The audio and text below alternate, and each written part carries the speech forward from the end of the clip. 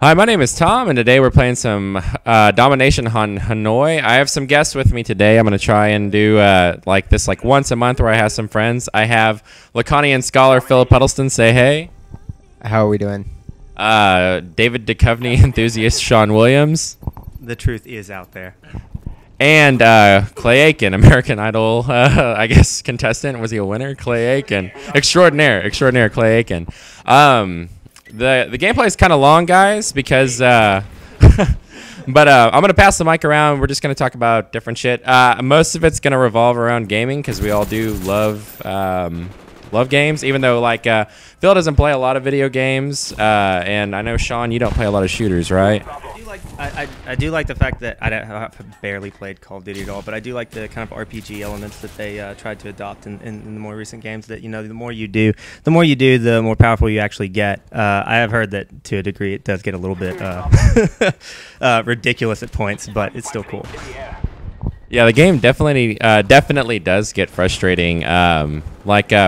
Clay Aiken over here, who's actually we're gonna call him Patrick because that's his real name. Has played a lot of Call of Duty, and he started from Counter-Strike. Rip, what are the big differences for you between coming from Counter-Strike and playing COD now?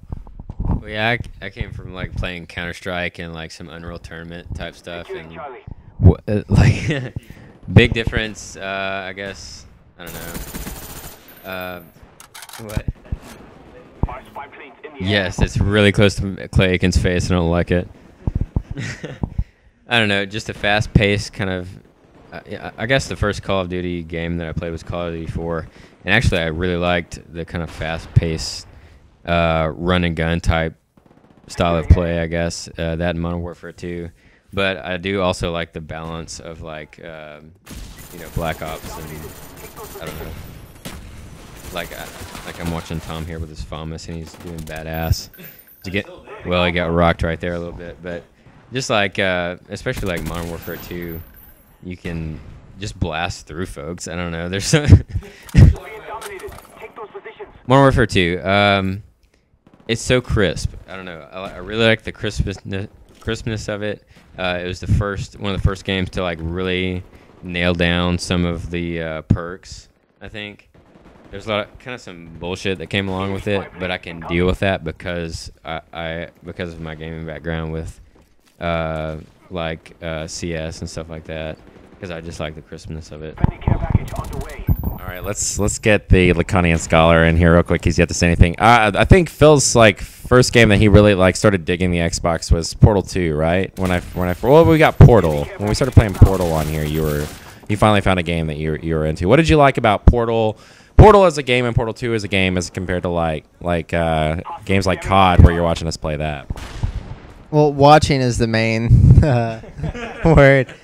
I think anyone that grew up playing GoldenEye, or I was enough of a gamer to get into Counter-Strike like Patrick, so controls were a lot easier back then. And I think we all grew up in an age where playing Counter-Strike, we all thought, oh, the simplicity of GoldenEye, there's something amazing about that. And now watching Call of Duty, the simplicity of Counter-Strike, there's something amazing about that.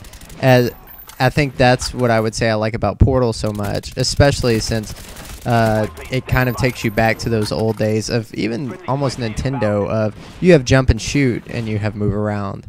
And as I think we'll see a lot more of that coming from Xbox of, oh, look, people are actually interested in playing games, even if they can't, if they don't want to put into the time of learning the controls, they can still have fun playing with the graphics, playing with the technicality of what we can do with something like Xbox as aside from, N64.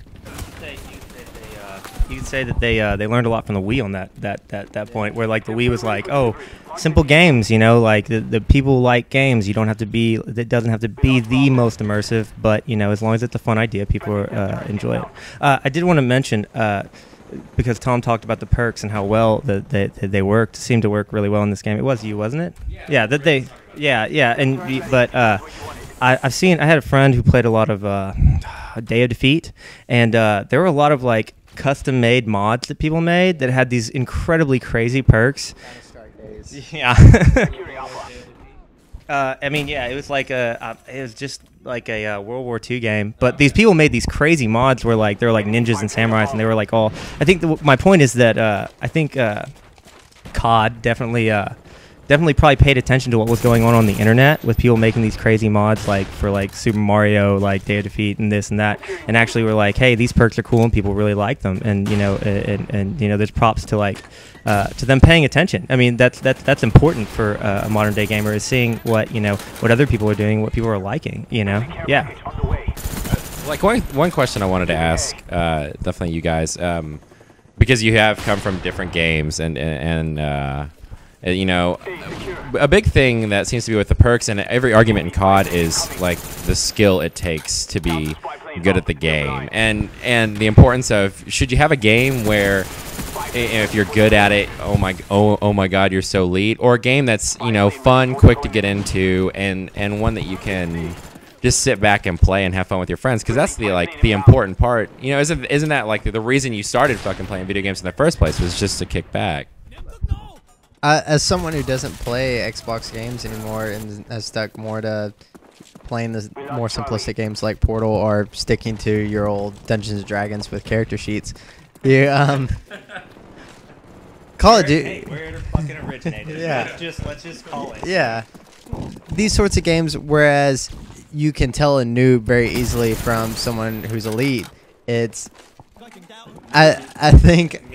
think the idea of leveling up has definitely been a part of these sorts of games, and is what makes people come back to it so much more than the average game where it takes about 5 or 10 hours to get used to it. With that sort of case, it allows people to actually expand on their characters, see what there is. There is so much more. There are so many maps, so much more leveling up, so many more perks, that the research that goes into it and the experience put into it is like D&D, and that the time put into it does pay off.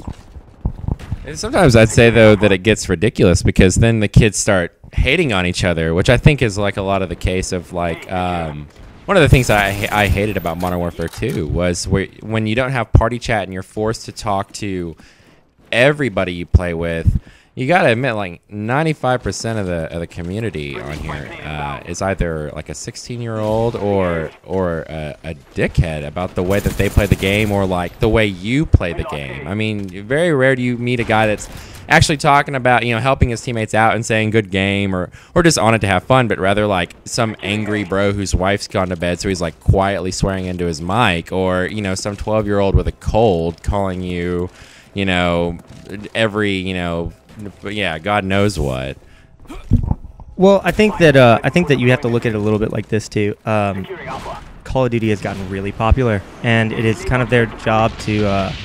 It's everyone's job. You get popular, you try to increase your fan base, and maybe the perks kind of do that to a degree, like allowing some noob to be much better just because he played a long time. It's great, like Phil said, for letting them feel like there is actually something you're getting to, and you actually are becoming stronger. But at the same point in time, it does exactly your point, Tom. But that's so hardcore gamer. Like that. It is just that. If you're a serious gamer, you're like, I don't want some noob sniping me because he's got the perfect snipe skill. Like I mean, like these things where you're like, you're not good. You just played a really long time. You don't have a job. you don't go to school, and all you do is sit online and play Call of Duty all day. Like you told your mom you were sick, and you got really good in like 2 days, and that's not fair. But those are all the arguments. Like anyways. You got anything on that? Yeah, I do want to say, like, I don't know about you, Phil, but like when I played CS, it was totally a solo thing. Like I played to like kill horror, and I didn't really get online and play with anybody. And like Call of Duty changed that a little bit, and that,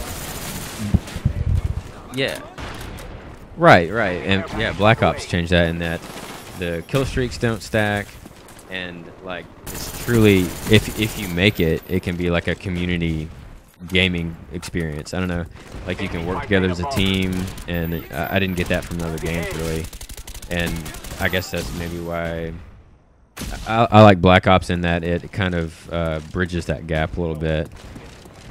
Yeah, you get the co-op feel, Modern Warfare 2, I was kind of a sucker for, even though it came with a lot of bullshit, because I'm good at utilizing the kind of, or I guess exploiting the bullshit. You know, I ran around with the tack knife and I did the bullshit and I noob tubed and stuff like that and shit like that. There's almost a comedic aspect to that I enjoyed from CS and from stuff like that. Like, I don't know, you can kill horror and all that kind of stuff, but I think Black Ops did a good job of like bridging that gap, and where you can, if you want to, you can get away with only so much of that kind of bullshit, but really more so you can like get on and play with your friends and be strategic about flags and capping and all that kind of shit.